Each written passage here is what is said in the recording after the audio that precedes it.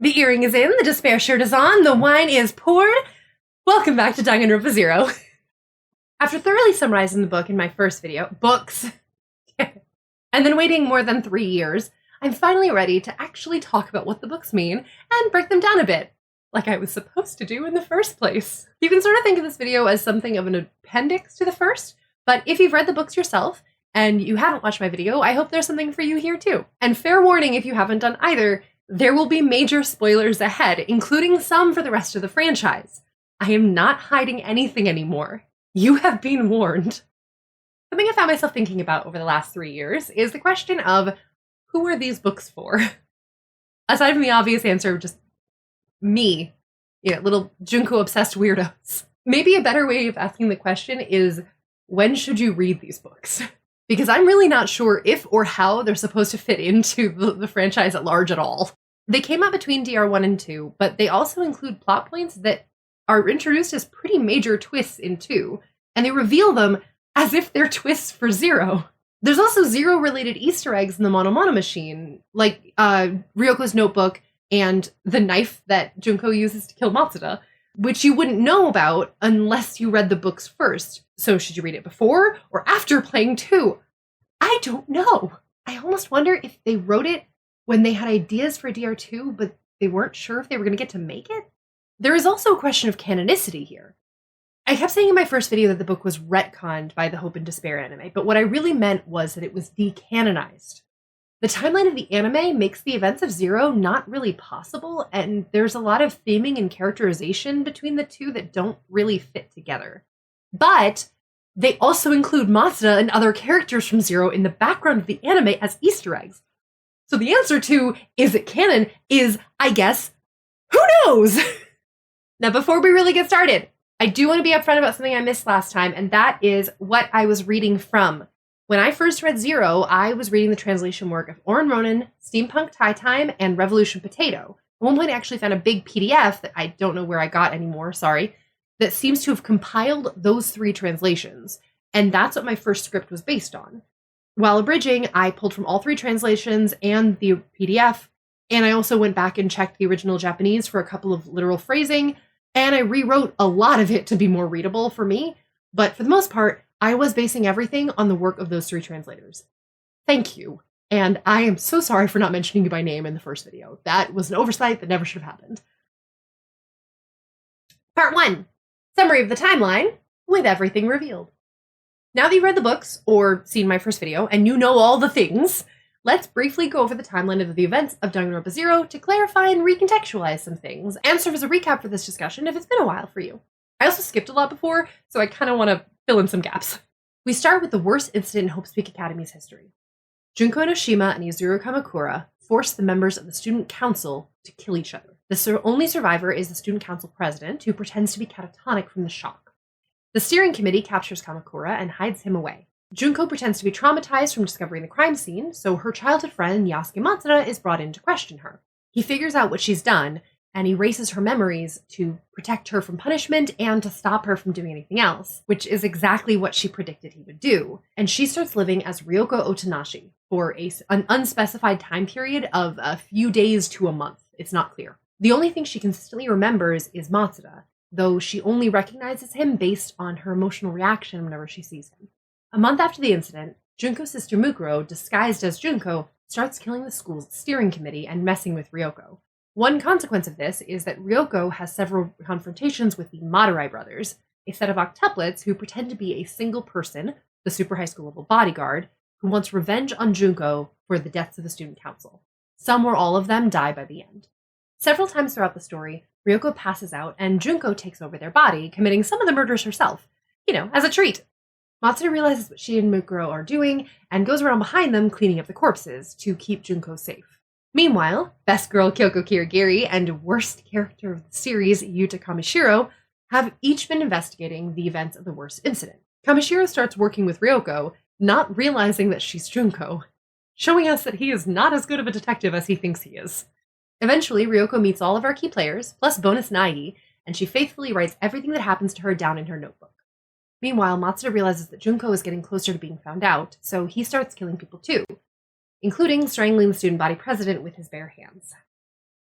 Junko walks Ryoko down to the prep school students' secret Monobear hideout, where the last of the steering committee is being held captive. Hoping she'll help him, he tells Ryoko where Kamakura is being hidden, which is unfortunately exactly what Junko and the prep school students were waiting for. They kill him and Ryoko flees. There's another fight, and Mukuro ends up offering Ryoko a knife with the school's emblem on it to kill a couple of the Madurai brothers. Ryoko refuses it, but Junko takes it and conceals it without her noticing. And then it's off to the old school building for the final confrontation. Kamoshiro's theories are getting dangerously close to the truth, so he gets one more chance to be gross before Matsuda kills him. Ryoko does not recognize Matsuda, and he lets her think he's Kamakura at first. Mukuro joins them, disguised as Junko, and Matsuda finally realizes that there is no longer any way to protect Junko or to stop her from sowing chaos and despair. He attempts to kill her, but Junko takes over and stabs him with the concealed knife.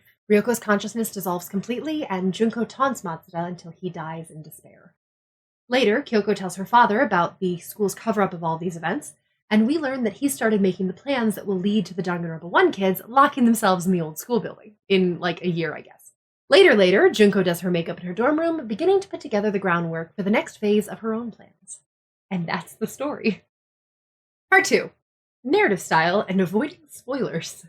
I mentioned at the beginning of my first video that there was a reason why these books are particularly hard to translate into English, but I didn't tell you why because just telling you why would have been spoilers. The way that these books' major twist is set up, the twist that Ryoko is Junko, that Ryoko was never existed and it was always Junko, that twist works because of the way that the writer was able to hide information. The way they do it is just by not referring to characters by name. In Japanese, once you've established the subject or the object of the sentence, or hell, sometimes the verb of the sentence, once it's established in context, you very rarely need to refer back to it unless it changes. So you can have a very smooth conversation or narrative that almost never explicitly says who it's talking about. In English, we can't do that. We don't have that freedom. We use proper nouns and pronouns really frequently, and talking around them sounds unnatural, and it quickly becomes extremely obvious that the author is hiding something, and you predict the twist too early, and it's not fun. Alternately, in Japanese, in conversation, you can refer to the person that you're talking to by their name directly instead of saying you, which can make it sound like you're referring to a third person, as in Mukuro's line, "I don't want Junko to be mad at me," which could instead be translated as, "I don't want you to be mad at me," if you know she's talking to Junko. I have not read the entirety of both books in Japanese, nor am I completely fluent in Japanese, so take this with a grain of salt. But, from what I can tell, the narrative is extremely careful about how they refer to various characters. Characters are almost never referred to by name until after Ryoko identifies them. For example, the disguised Mukuro isn't referred to as Junko by the narration. Mukuro identifies herself as Junko, and then Ryoko starts calling her that. Enoshima Junko is used by the third-person narrator to refer to the Junko who is actively in control of her own body. Ryoko is almost never referred to as Ryoko by anyone at any time, except by the real Junko. And then there's a character that's referred to only as super high school level despair, and that's Junko speaking to Ryoko through hallucinations, like she does at the very end. The way that twists work in general is by hiding information or lying about information. If you want to look out for a twist, you can look for what aren't they telling you and who could be lying to you. It can be very satisfying if you have the narrative hiding things and characters lying about things. If that's reversed, you can get cognitive dissonance that can be really frustrating. See the last 8+ years of critiques about DRV3 for examples of that. And just for the record, a twist and a mystery are not the same thing. Are you hearing me, Kodaka? The exception to this is if you have a first-person perspective, because then the narrator is a character in the story who can lie to you. In my video, because of the translation challenges and the timing and the way that I was telling it, I had to take certain liberties in telling the story, like calling Ryoko Ryoko because I needed something to call her. But because of the way I was telling the story, I became a character in it too. I was the true unreliable narrator. When you're looking for a twist, it's really helpful to consider where information is coming from. Much of the exposition in these books came from either Mukuro, acting on Junko's orders, or from Ryoko's notebook, which Junko wrote. Of course it was filled with fiction, although notably few, if any, outright lies. Because, fun side note, in the first game, Monobear and Junko tell a lot of fictional stories. but they very rarely actually lie about anything important on purpose. They don't have to. The truth is despair-inducing enough. The times they do lie about important things is at a point in the story when Junko seems to think she might actually lose and starts breaking her own rules, which is such a wonderful insight into her character, and I love it so very much, because she's not perfect. She killed her sister on a fucking whim. She broke the rules of her own game to keep it going and push everyone to the edge. She even says it during that trial. Sometimes a little lie is necessary to move things along. Characters in the series, and the fans too, often put Junko up on a pedestal like she's some kind of flawless goddess of despair, but she is just as human and warped as the rest of them. I fucking love her! Part 3. What is despair? The most heartbreaking thing about these books being decanonized, for me at least, is that Zero was the only title in the franchise that let us actually piece together what despair is in the context of Danganronpa, what it means and what it represents. It's hinted at in other properties, but it's pretty explicitly put together in Zero. In the anime, it's just, despair makes you crazy! Woo! There were so many fan theories about how the Despair Kids got turned to despair, and it was really disappointing to just have them all be brainwashed. At the end of DR1, the last trial, the survivors have been through so much, and now the thing they were fighting for, their escape back to their peaceful lives and their families, it's been taken from them. And they just give up. They don't go crazy. They don't get violent or get the wild eyes.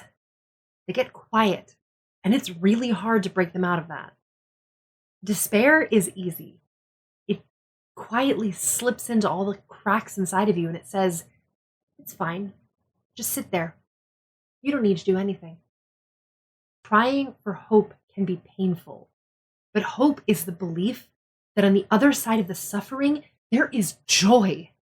If you're stuck in a thorn bush, climbing out hurts like hell, but you've got to try or you'll be stuck in thorns forever.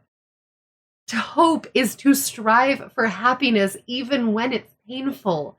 To despair is to give up trying for happiness. Or you could just be brainwashed. I guess that works too. That's how I get the Junko hair. Part 4, what is Mukuro's deal? In my original video, I skipped most of the scenes with Mukuro because they made my script too long and made the energy kind of drag. But can we please talk about her for a minute? Mukuro's kind of obsessed with Junko in a way that is vaguely implied to maybe be incestuous. I don't think it actually is, outside of the Hope Despair anime, but I think the writers want us to think that it is. I don't know what the difference is there. Anyway, what is there for sure, though, is a certain level of obsession.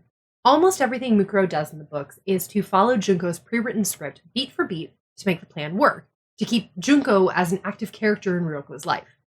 She describes their sibling relationship like it's built on intense codependence. She believes she's the only one who truly understands Junko, and because of that, she believes that Junko desperately needs her, even if Junko herself doesn't see that. I think Mukuro really just needs to be needed by her sister. But she does have a life of her own. For one thing, she protects Naegi even though he's not a part of the plan yet. She literally carries him bridal style at one point. It's adorable. She's definitely weird, and she's definitely way too attached to her sister, and she might have some weird fetishes that we really don't need to go into here, partly because it may have just been part of the act. Don't talk about the puddle. But I think there's more depth to her here than what we see in the anime. She also has a sense of humor, and it does not line up with Junko's, which I find fascinating. In the last scene where Junko's doing her makeup, Mukuro shows up to welcome her home in her Junko costume as a joke, and Junko freaks out at her. You fucking idiot. What if someone saw you? You're gonna ruin everything. You look stupid anyway. You look nothing like me. You're a piece of shit. In the anime, when she gets yelled at by Junko, we see her getting almost turned on. But here, she's ashamed. She tried to do a bit, and Junko hated it. And that makes her sad, and not in a fun way. She is not excited by despair like Junko is. Part 5. Matsuda and Junko's love. In the books, Yasuke Matsuda is an asshole. I am not going to deny that. But with the benefit of hindsight, we can start to understand why he acts that way towards Junko. He loves her, but he's also terrified of her. and probably more than a little bit disgusted by her. He knows what she's done, what she'll continue to do if he can't keep her under control. But it's also true that he's acting a little unfairly. He gives her amnesia, and then punishes her for events that her amnesiac self can't remember. But maybe it's also a little bit of self-punishment? The girl he loves is obsessed with him, and he can hardly bring himself to look at her. Because how can he let himself be happy with her when they've both done such terrible things? It is also possible, though not explicitly stated, that the way he makes fun of her might have been a running gag between them their entire lives, and he's just honoring the bit. In my video, I ended up needing to cut almost all the bits where Matsuda defends her or genuinely acts sweetly towards her, and I feel like that's a little unfair to him. So I want to touch on those briefly here and give him a bit more context. We only really get insight into Matsuda's inner thoughts in a few scenes, the ones with the student body president and the ones with the steering committee, which both include moments where people threaten Junko. We already know what he does to the student body president, yikes, but he also defends her to the steering committee. When they ask for his help, he only agrees in order to protect Junko, no matter what else he has to sacrifice. And when the committee makes fun of her, calling her a stupid failure because of her amnesia, he stands up and shouts down these rich old men who control his future. He says, "I'm the only one who's allowed to make fun of her. No one else has any right to."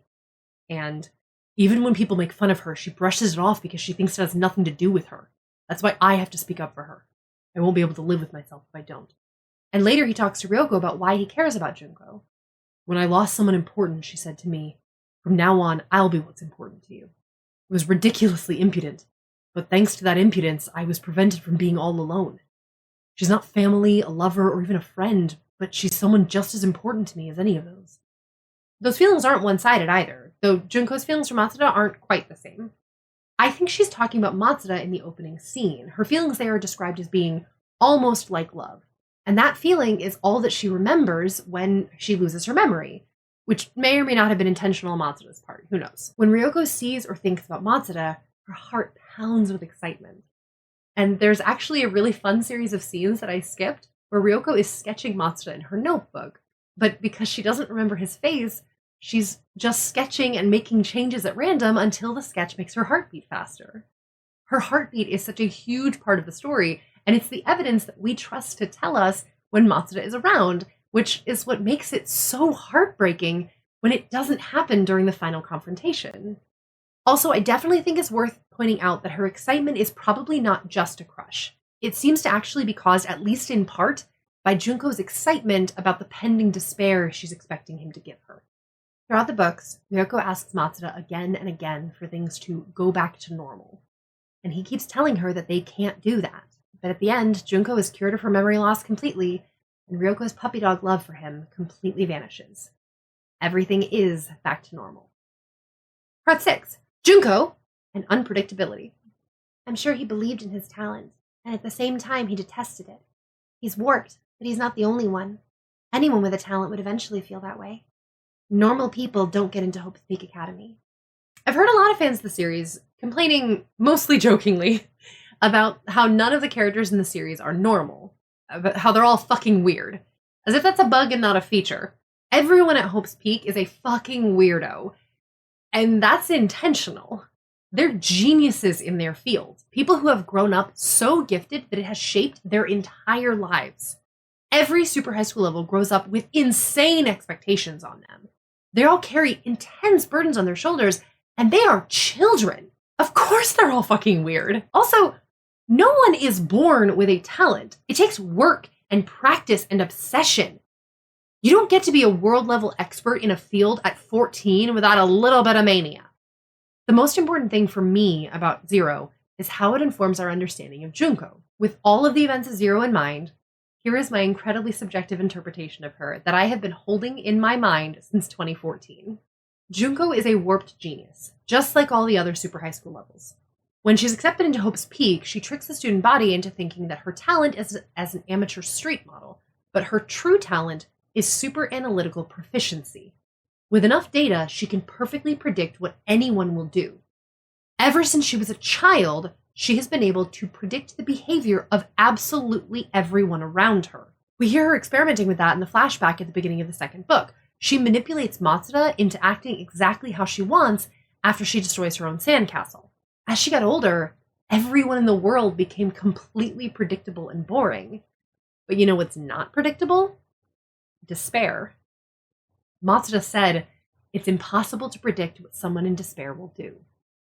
So despair became her motivating factor. Despair is all that excites her, all she works for. Set up an impossibly convoluted scenario and wait for people to surprise her for fucking once. She could even predict her own moves. She knew, long before Matsuda ever erased her memory, exactly how Ryoko Tanashi's journey was going to progress, step for fucking step. Her entire motivation for everything she does is the desperate hope that someone will go against her predictions and prove her wrong. And for someone like her, for whom despair is the only salvation in a world of despair-inducing monotony, is it any wonder that she most wants to give that same despair to the people she loves the most? She briefly mentions in the first game and once at one point in Zero that she loves her classmates, and I believe her when she says that. She wants them to despair just as much as she wants them to survive, because she's made of contradictions. It's literally in her name.